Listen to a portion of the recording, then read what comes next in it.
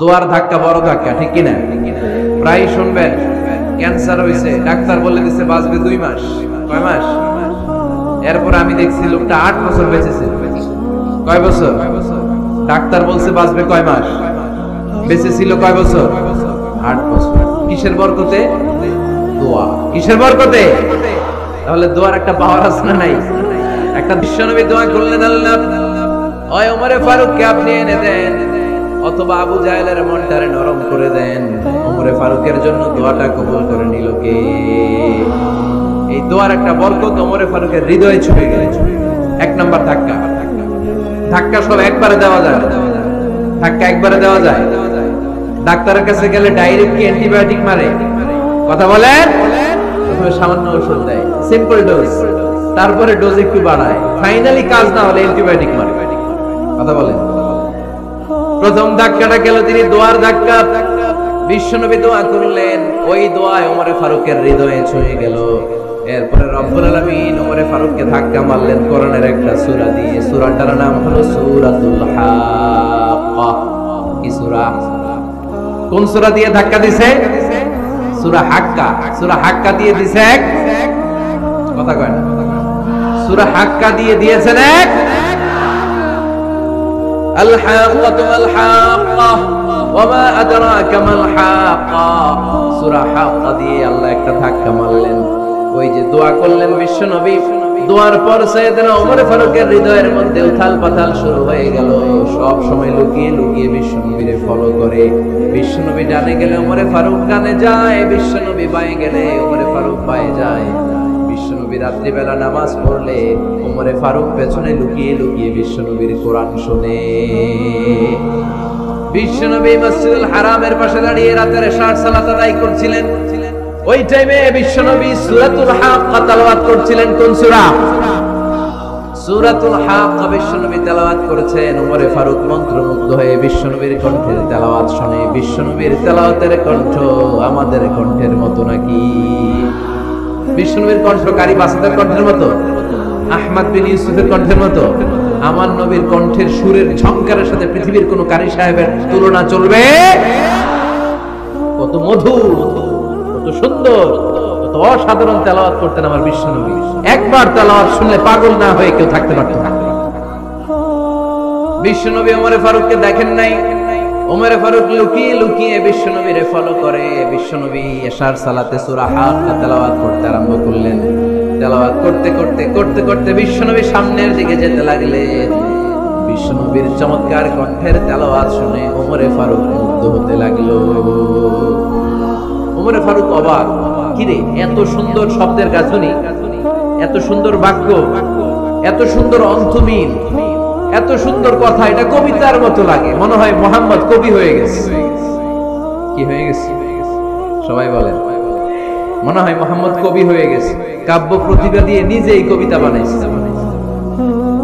ওমরে ফারুক যখন মনে মনে ভাবলেন এগুলো মনে হয় মুহাম্মদ কবিতা পড়ে, মুহাম্মদ মনে হয় কবি হয়ে গিয়েছে। ইন দা মিন টাইম বিশ্বনবী তেলাওয়াত করছিলেন সূরা হাক্কা থেকে। ওয়া মা হুয়া বিকাউলি শাইরিন ক্বালিলাম মা তুমিনুন। এই আয়াতের অর্থ হলো এটা কোনো কবির বানানো কবিতা নয়, তোমরা অল্প সংখ্যক লোকই এই কোরআনের উপরে ঈমান আনো। সুবহানাল্লাহ পড়েন। বিশ্বনবী ওমরে ফারুককে দেখছে নাকি? কথা কয় না। দেখেছে? বিশ্বনবীর মতো তেলাওয়াত করে যাচ্ছে। ওমর ফারুক যখন মনে করলেন কি রে এই কথাগুলো এত সুন্দর, এটা মনে হয় কবিতা। ইন দ্য মিন টাইম বিশ্বনবী যে আয়াতটা তেলাওয়াত করছিলেন, কোইন্সিডেন্টলি দৈবাত মিলে গিয়েছে। ওই আয়াতের অর্থ ছিল এটা কোনো কবির বানানো কবিতা না, খুব অল্প সংখ্যকই তোমরা ঈমান আনো। এবার তো ওমর ফারুক আপনি হচ্ছেন। ঘটনা কি? আমি মনে মনে ভাবলাম মুহাম্মদ কবি, আর যেটা পড়তেছে এটা কবিতা, কিন্তু মুহাম্মদ আমার দেখেও নাই, কিন্তু বলতেছে এটা কবির বানানো কবিতা না। তাহলে মুহাম্মদ মনে হয় গণক হয়ে গেছে। কার মনে কি চলে না দেখেই বলতে পারে। নাউজুবিল্লাহ পড়বেন না? ওমর ফারুক এবার মনে মনে ভাবে মুহাম্মদ তাহলে কবি না, আগেরটা ভুল ধারণা আমি করেছি। মুহাম্মদ কবি নয়, মুহাম্মদ হলো গণক। আওয়াজ করে পড়েন না আউযু বিল্লাহ। মুহাম্মদ মানুষের মনে কি চলে গণনা করে সব টের পেয়ে যায়, সব বুঝতে পারে।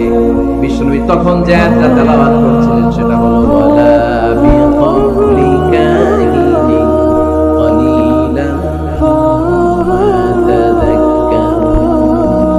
বিশ্বনবী তখন যে আয়াতটা তেলাওয়াত করছিলেন, এই আয়াতের অর্থ হলো এটা কোনো গণকের বানানো কথা নয়, খুব অল্প সংখ্যক লোকই তোমরা উপদেশ গ্রহণ করো। বিশ্বনবী ওমর ফারুককে দেখে কথা কয় না, দেখে না, কিন্তু মিলে যাচ্ছে। ওই আয়াতের পরের আয়াতটা ছিল এটা গণকের বানানো কোনো গণনা নয়, খুব অল্প সংখ্যকই তোমরা ঈমান আনো। এবার তো ওমর ফারুক বেহুশ। হায় হায়, প্রথমে ভাবলাম কবিতা, সে পড়ে যাচ্ছে না কবির বানানো কবিতা না। এরপর মনে মনে ভাবলাম মনে হয় গণক, সে বলে না এটা গণকের বানানো গণনা নয়। তাহলে এটা কি? এটা কি? কি এটা? কি পড়ে মুহাম্মদ, যার কণ্ঠের তেলাওয়াত শুনলে মানুষ পাগল হয়ে যায়। বিষ্ণুবী তখন পড়তে আরম্ভ করলেন, তানজিলুম মির রাব্বিল আলামিন। এর মানে হলো এটা কবিতা না, এটা গণকের বানানো গণনা না, মানুষের বানানো কিচ্ছু না, এটা গোটা বিশ্বের রব আল্লাহ পাকের বাণী। সুবহানাল্লাহ বলেন। এই 2 নাম্বার ডোজ করব। প্রথম ডোজ করছে দোয়ার ডোজ। প্রথম ডোজ কিসের?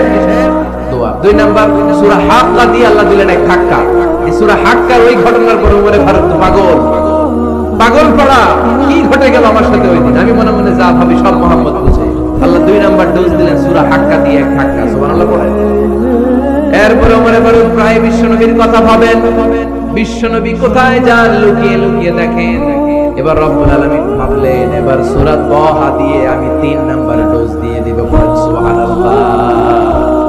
এবার 3 নাম্বার ডোজ পাবেন, কিন্তু শয়তান ওয়াসওয়াসা দিচ্ছে, ওমরে ফারুক যাও, মক্কায় ঘোষণা হয়েছে মুহাম্মদের কল্লা এনে দিতে পারলে এত এত স্বর্ণ মুদ্রা। শয়তানের ওয়াসওয়াসায় আবার ভুল পথে হাঁটতে লাগলেন সাইয়েদনা ওমর। নাঙ্গা তরবার নিয়ে বিশ্বনবীর মাথা কাটার জন্য বের হয়ে গেলেন।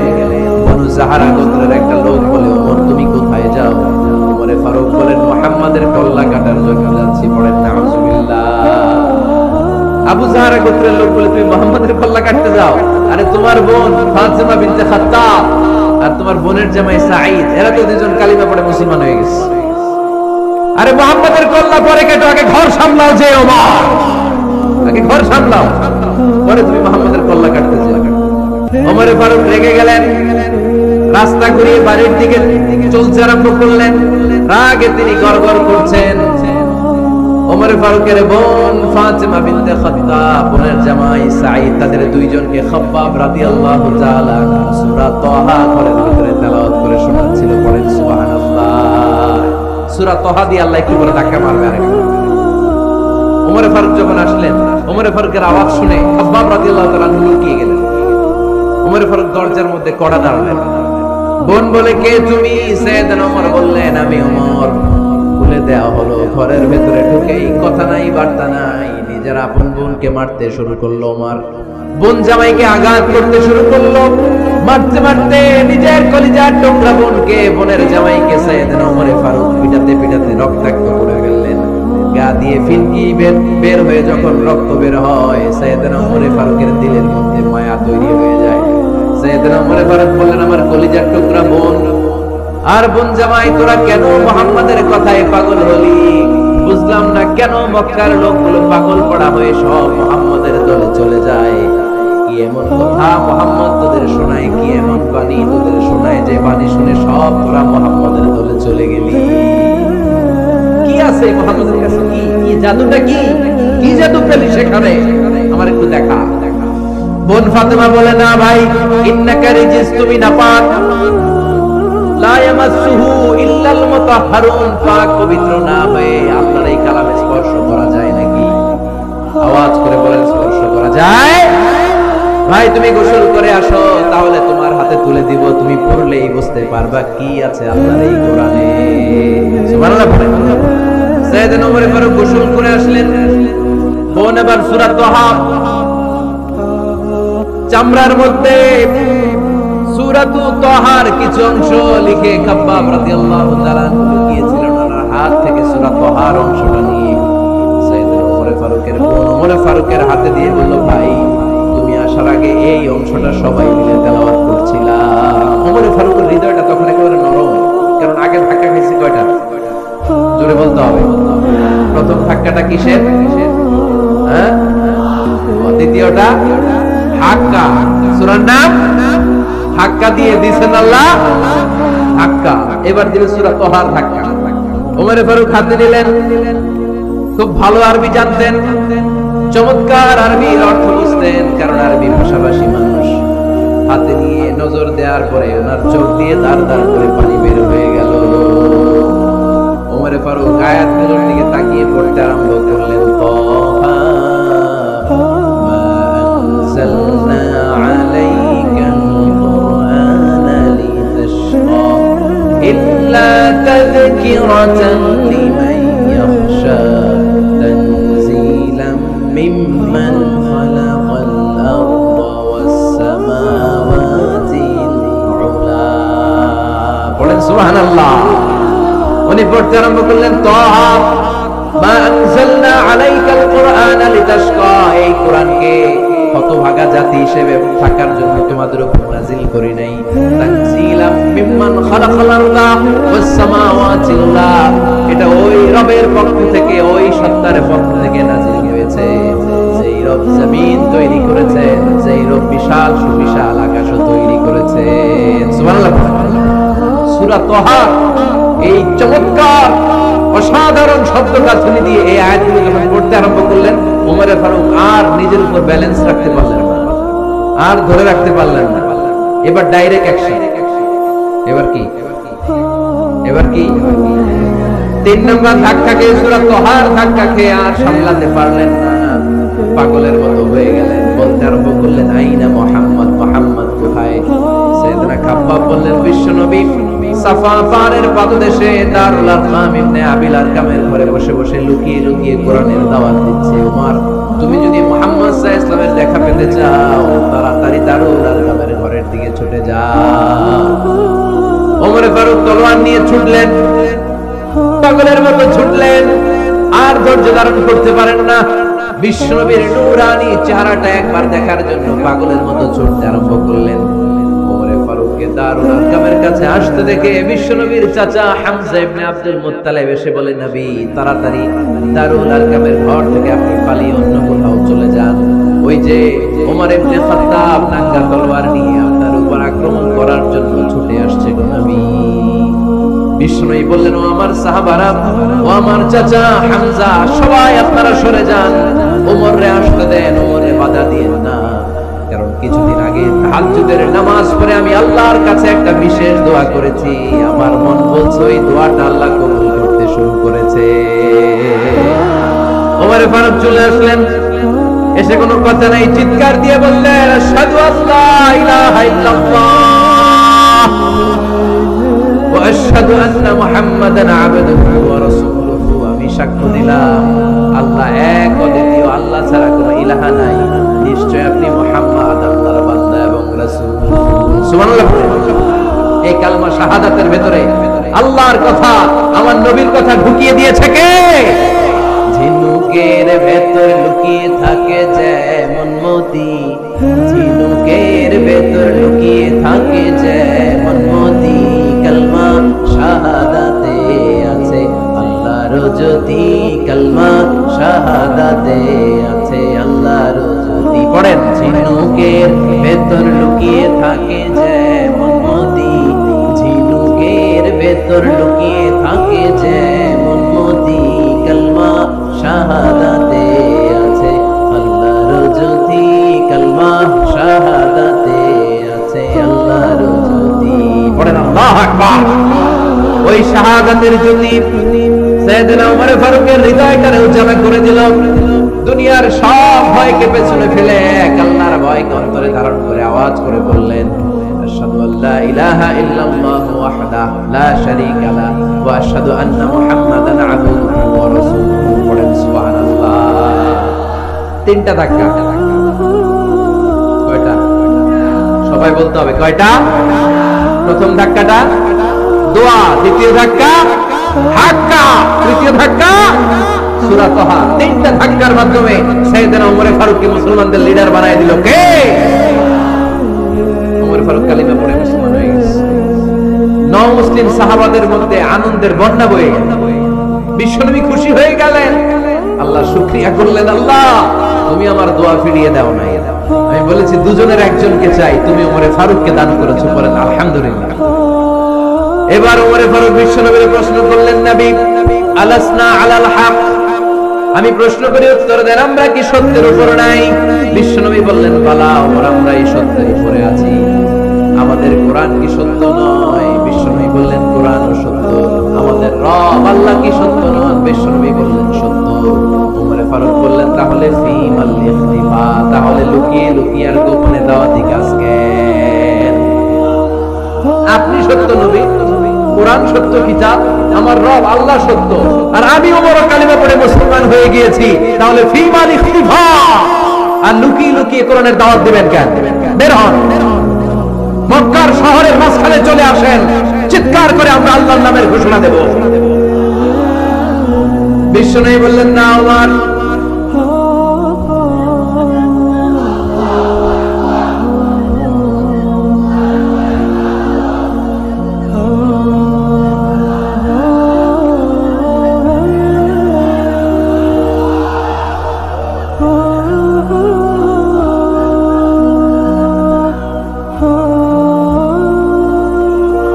বিশ্বনবী ডেকে বললেন, না ওমর, এটা মাক্কি জীবন, ওমর এটা মাক্কি জীবন, এখানে দাওয়াতি কাজ করব লুকিয়ে লুকিয়ে আস্তে আস্তে। আল্লাহ যখন আমাদেরকে বিজয়ী করে দিবেন, তখন আমরা প্রকাশ্যে দাওয়াত দিলে কোনো সমস্যা নাই। সাইয়েদনা ওমর ফারুক বলেন, না ও নবী, আমার উপর ছেড়ে দেন, আমি দেখবো আপনি আমারে শুধু মক্কার জমিনে একটা মিছিল দেওয়ার অনুমতি দেন। কিসের অনুমতি? আল্লাহর নামের তাকবীর দেওয়ার অনুমতি দেন। বিশ্বনবী বললেন, ঠিক আছে, সাবধানে তাকবীর দিও। ওমরে ফারুক তাকবীর দেওয়ার জন্য লোক খুঁজতে আরম্ভ করলেন। মুসলিম 11 জন সাহাবাকে খুঁজে পেলেন। কয়জন? ওমরে ফারুক বললেন, 11 জনই চলবে। 11 জনকে 2 লাইন করলেন। কয় লাইন? পিছনে 6 জন, সামনে 5 জন। পিছনের লাইনের নেতা বানিয়ে দিলেন বিশ্বনবীর চাচা হামজা ইবনে আব্দুল মুত্তালিবকে। প্রথম লাইনের 5 জনের নেতৃত্ব দিতে আরম্ভ করলেন সাইয়েদনা ওমর ফারুক নিজেই। 2 লাইন তাকবীর দিতে জানলে বেশি মানুষ লাগে না, 10 জন দিয়ে গোটা বিশ্বটারে কাঁপিয়ে দেয়া যায়। 11 জন, 6 আর 5। ওমর ফারুক সামনে দাঁড়ালেন। ওমর ফারুক সামনে দাঁড়িয়ে এবার আল্লাহর নামের স্লোগান দিবেন। ওমর ফারুক বললেন, আমরা খুব লম্বা চূড়া স্লোগান দেব না, খুব ছোট্ট, দারুল আরকামের ঘর থেকে কাবা ঘর পর্যন্ত, বাইতুল্লাহ পর্যন্ত, এতটুকু জায়গা আমরা তাকবীর দিতে দিতে সামনের দিকে এগোবো। পৃথিবীর কোনো শক্তি আমাদেরকে থামায় দিতে পারবে না। ওমর ফারুক তখন এক বাক্যের একটা ভাষণ দিলেন। কয় বাক্যের? ওমর ফারুক সামনে দাঁড়িয়ে বললেন, মান আরাদা আন তাসকুলা উম্মুহু ইয়া জামা ওয়ালাদুহু তারমিলা যাওজাতুহু ফালিয়াসুদ্দানি। কে আছো? মান আরাদা আন তাসকুলা উম্মুহু, কে আছো মায়ের বুক খালি করতে চাও? ইয়া জামা ওয়ালাদু, কে আছো বাচ্চাগুলারে, সন্তানগুলারে ইতিম বানাতে চাও? তারমিলা যাওজাতুহু, কার এত বড় বুকের পাটা আছে দেখি, কে আছো স্ত্রীকে বিধবা বানাতে চাও?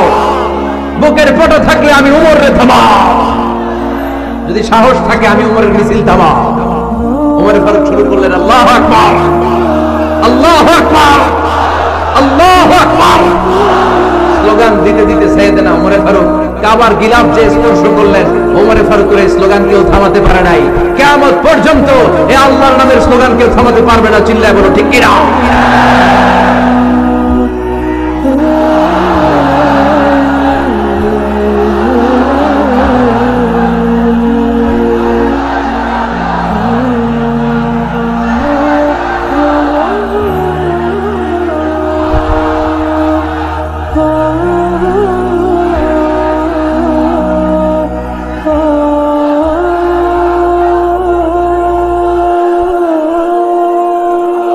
ওমর ফারুকের স্লোগান সেদিন মক্কায় কেউ থামাইতে পারছিল? আওয়াজ করে বলতে পারছিল? এখন আল্লাহর নামের স্লোগান কেউ থামাই দিতে পারবে? কিয়ামত পর্যন্ত আমার রবের স্লোগান কেউ থামাতে পারবে? পারবে না। ওমর ফারুক স্লোগান দিলেন। আবু জাহেল, উতবা, শাইবা, ওয়ালিদ ইবনে মুগীরা আল্লাহু আকবার ধ্বনি শুনে বাইরে আসছে। কিরে, এত বড় স্লোগান, আমাদের কাছ থেকে পারমিশন নেয় নাই, অনুমতি নেয় নাই। অনুমতি নেওয়া ছাড়াই স্লোগান শুরু। বের হয়ে দেখে মিছিলের সামনে ওমর। ওমর ফারুককে দেখে আবু জাহেল দিছে এক দৌড়, উতবা দিছে আরেক দৌড়, সাহেবা দিছে বহুদৌড়, সুবহানাল্লাহ বলবেন না? এজন্য ওমর বেশি লাগে না, ওমর লাগে একজন। চিল্লায় বলতে হবে ওমরে ফারুক লাগে কয়জন? একজন। ওমরই গোটা বিশ্বের চেহারা পাল্টে দিতে সক্ষম। চিল্লায় বলেন ঠিক কিনা? গোটা বিশ্বে মুসলমানদের আছে করুণ অবস্থা। আমাদের কোনো সেন্ট্রাল লিডারশিপ নাই। আমাদের মুসলিম দেশগুলোর এক করে রাখবে, ভাইয়ের ভাইয়ের মতো রাখবে, আমাদের স্বার্থ নিয়ে কথা বলবে, এরকম নেতা আমাদের নাই। ঠিক কিনা?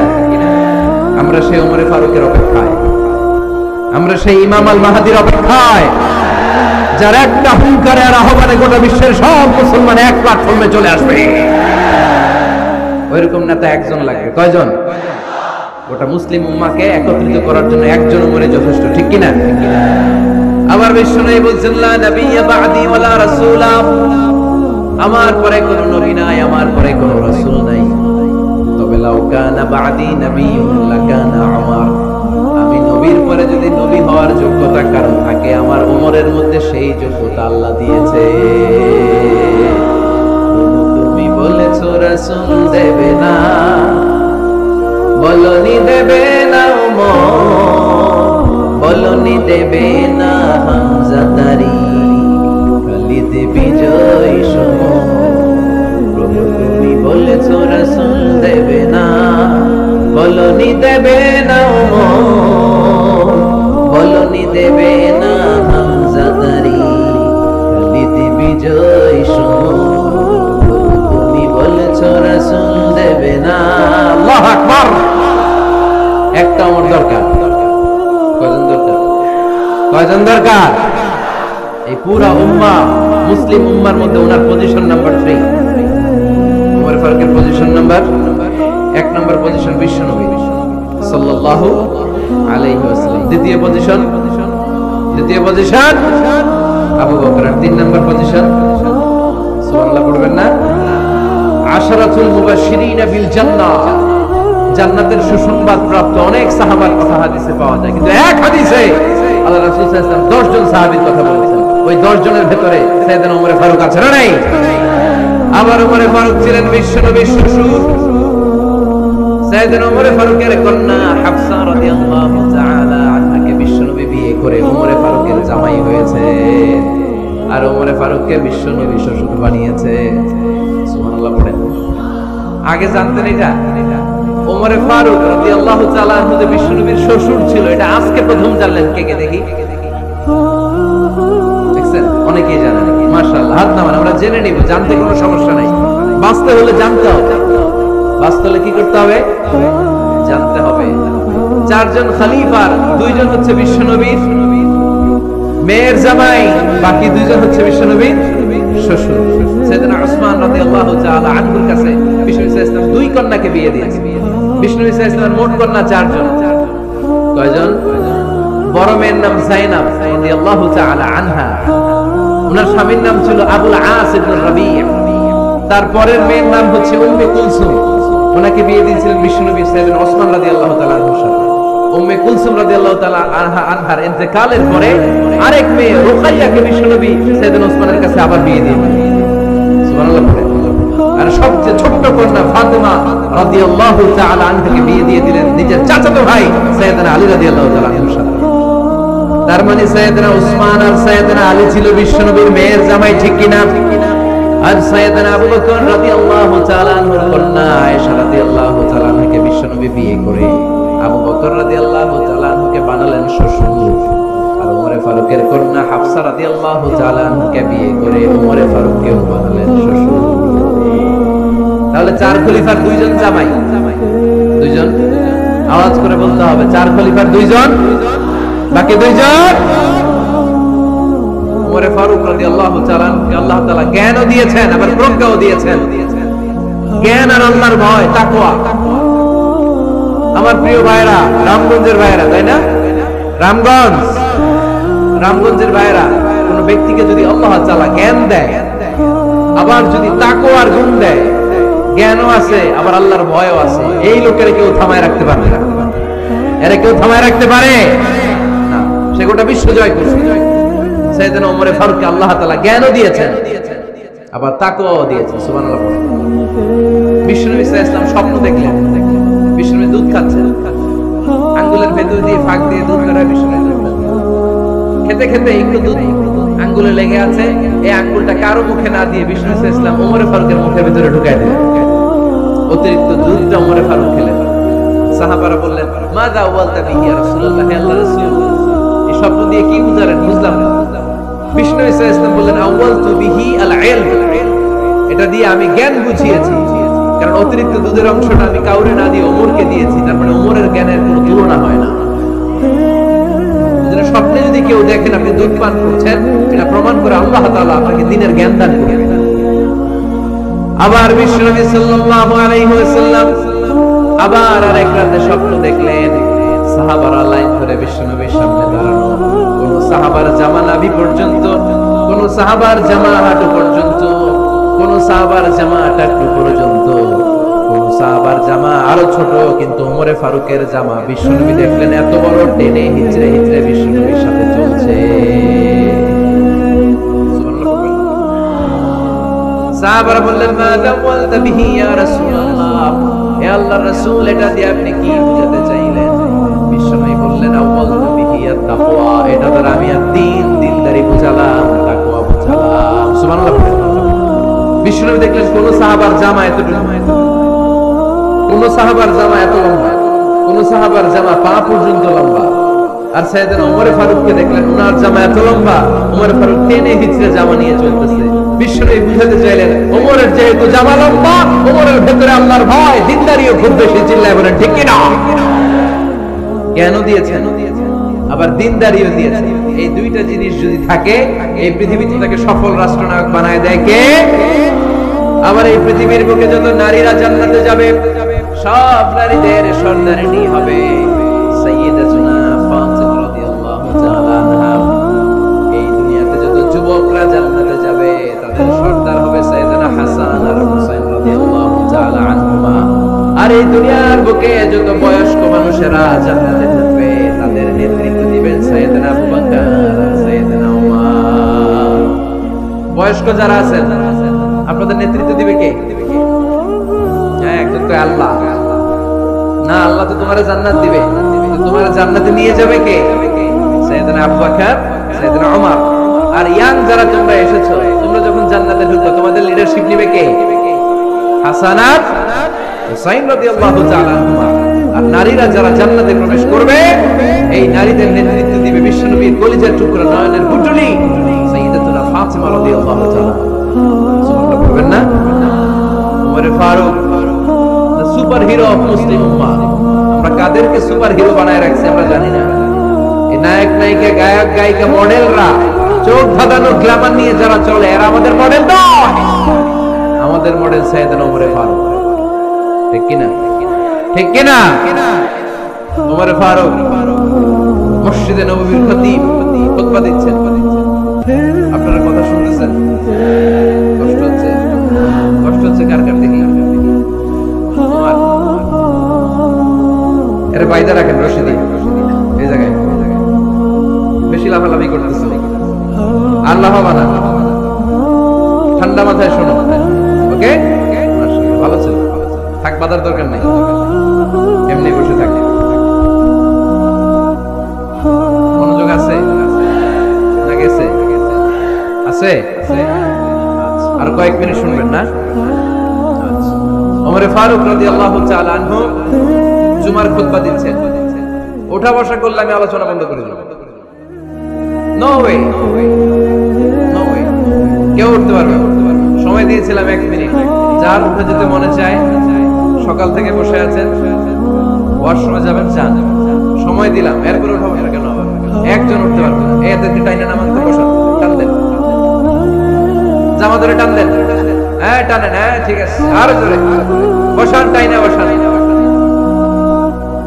হ্যাঁ, ঠিক আছে, এদেরকে টান দেন, এদের বসান, এগুলো জামা ধরেন, জামা ধরেন, ধরেন, চাদর ধরেন। হ্যাঁ, ঠিক আছে,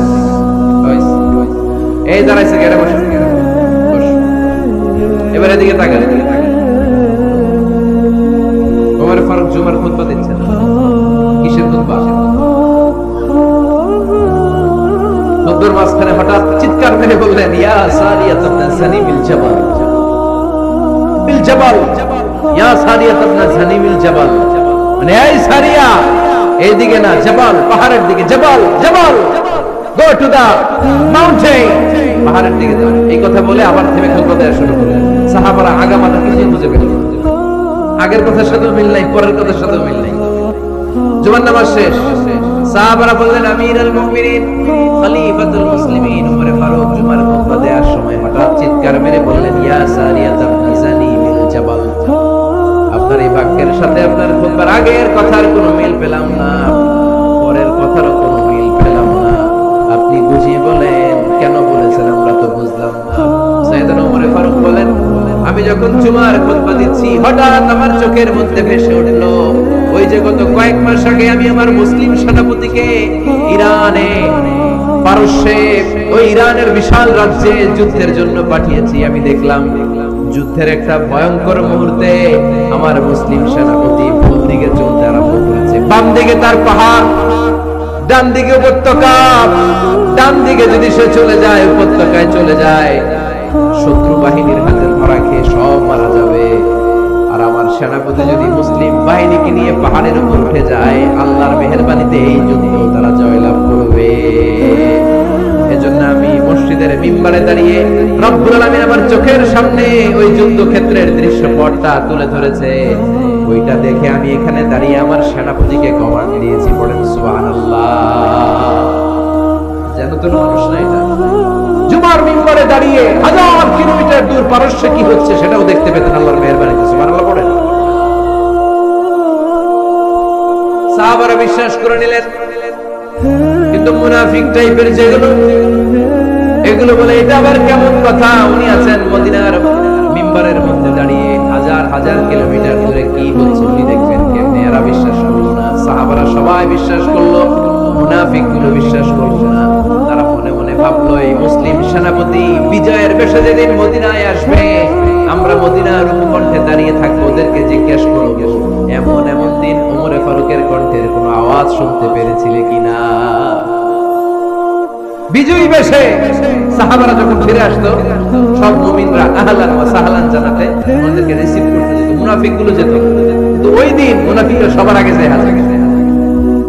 মুসলিম সেনাপতি যখন ঢুকলো, জিজ্ঞেস করলো মুসলিম সেনাপতি এত এতদিন আগের কথা, জুমার দিন দুপুর বেলা যুদ্ধক্ষেত্রে হঠাৎ করে আমিরুল মুমিনিনের কোন কথা তুমি তোমার কান দিয়ে শুনতে পেরেছিলে কিনা বলো। সেনাপতি বলল তোমরা কেমন করে বুঝলা, কেমন করে তোমরা জানলা, তোমরা ঠিকই জেনেছো, ঠিকই ধরেছো, ঠিকই বলেছো।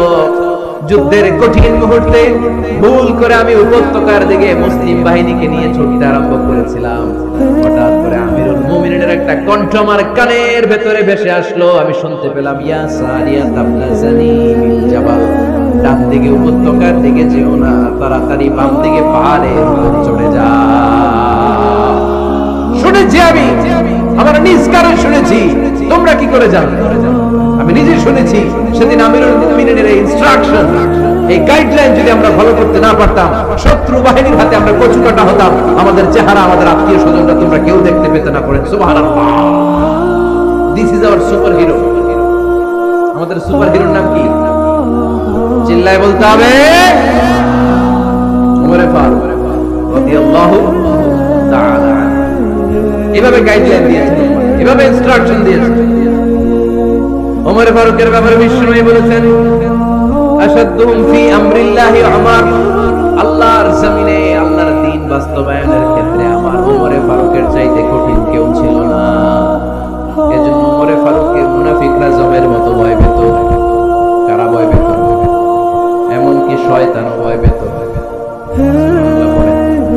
বিশ্বনবী বলতেন মা লাকিয়াকা শাইতানু সালিকান ফাজ্জান ইল্লা সালাকা ফাজ্জান গায়রা ফাজ্জি। ওমর, তোমার যদি ইবলিস শয়তান এই রাস্তা দিয়ে হেঁটে আসতে দেখে, ইবলিস শয়তান এই রাস্তা রেখে দিয়ে অন্য রাস্তা দিয়ে হাঁটে।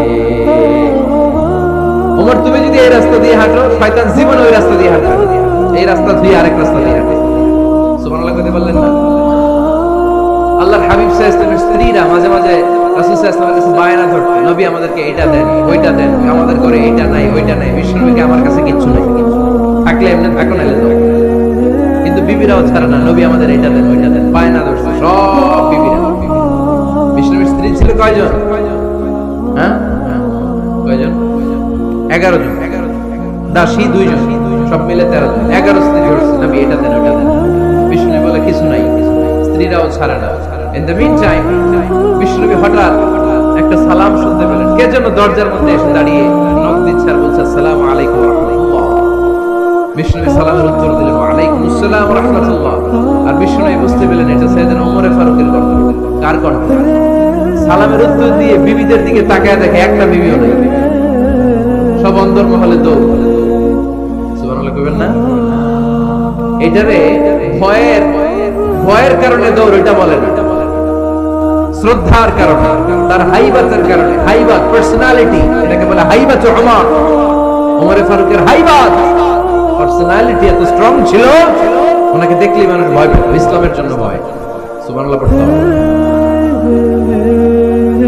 বিশ্বনবীর কলিজার টুকরা স্ত্রী আম্মা জান আয়েশা রাদিয়াল্লাহু তাআলা তিনি যে ওমর ফারুককে ভয় পেতেন, নিজেও ভয় পেতেন। মাঝে মাঝে বিশ্বনবীর সাথে ঝগড়া হয়ে গেলে, মধুর ঝগড়া, ভালোবাসার ঝগড়া যদি হয়ে যেত, বিশ্বনবী বলতেন আয়েশা চলো মিটমাট করে ফেলো, ঝগড়া করে কয়দিন থাকো, চলো মিটমাট করি। তো মিটমাট করার জন্য রাজি আছো? আম্মা জান আয়েশা বলতেন হ্যাঁ রাজি আছি। তো কারে আনা যায়? ওমরে ডেকে আনি মিটমাট করার জন্য। আয়েশা রাদিয়াল্লাহু তাআলা আনহা বলে ওরে বাপ রে বাপ, ওমর না না, ওমর খালিজ, ওমরে ফারুকের ভয় লাগে আমার। সুবহানাল্লাহ কইবেন না? বিশ্বনবী যখন বলতেন আয়েশা তাহলে তোমার আব্বুকে ডেকে আনি, আম্মা জান আয়েশা বলতেন ঠিক আছে আব্বুকে ডেকে নিয়ে আসেন। আবু বকর রাদিয়াল্লাহু তাআলা আনহু ডেকে নিয়ে আসেন। আমার আব্বুর মতো নরম দিলের মানুষ আমি জীবনে দেখি না। আবু বকর রাদিয়াল্লাহু তাআলা খুব নরম দিলের লোক ছিলেন, তার বিপরীতে ওমরে ফারুক ছিলেন খুব কঠিন মেজাজে।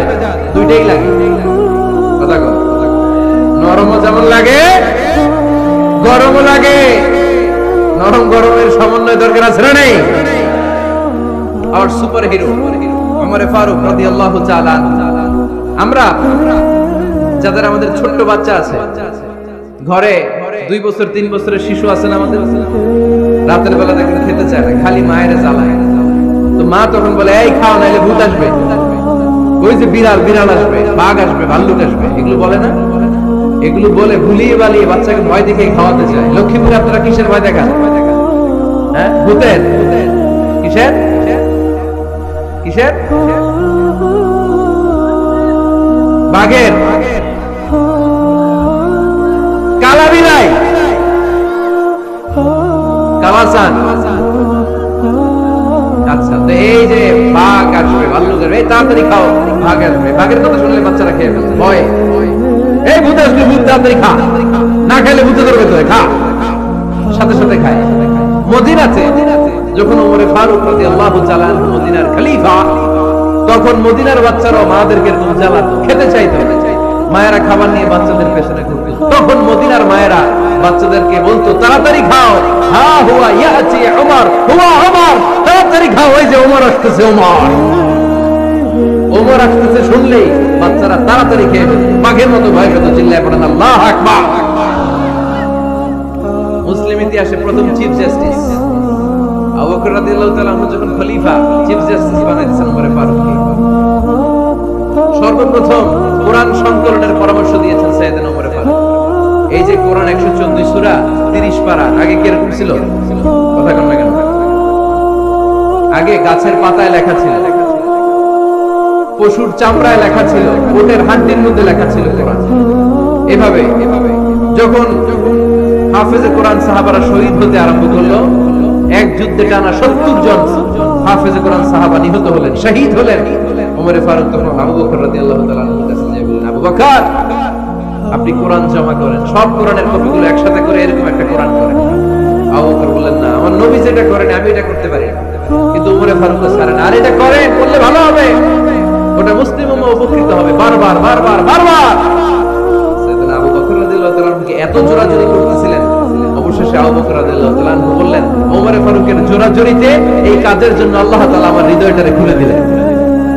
আল্লাহ আমার হৃদয়ের ভিতরে ইলহাম করে দিলেন। আর আল্লাহ বুঝাতে চাইলেন, আবু বকর ওমরের কথাই শোনো, ওমর যেটা বলে তেমনটাই করো।